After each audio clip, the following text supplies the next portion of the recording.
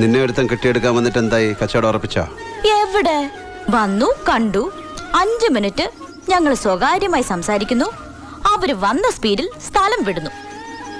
അതെന്ത് വിദ്യ? 5 മിനിറ്റിനുള്ളിൽ വാതിൽ കുറ്റിയിട്ടിട്ട് ചോദിച്ചു, തനിക്ക് എന്നെ കെട്ടണോടോന്ന്. അത്രയും പോരെ? എന്തേ?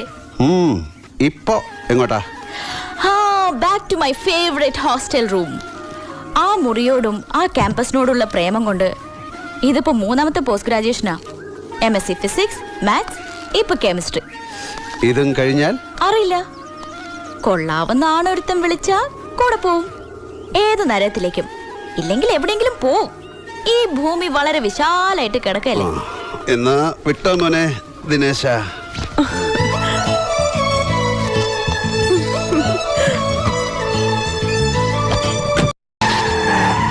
ഇയാൾക്ക് എന്നെ കെട്ടാമോ ചിന്തിച്ചൂടാൻ?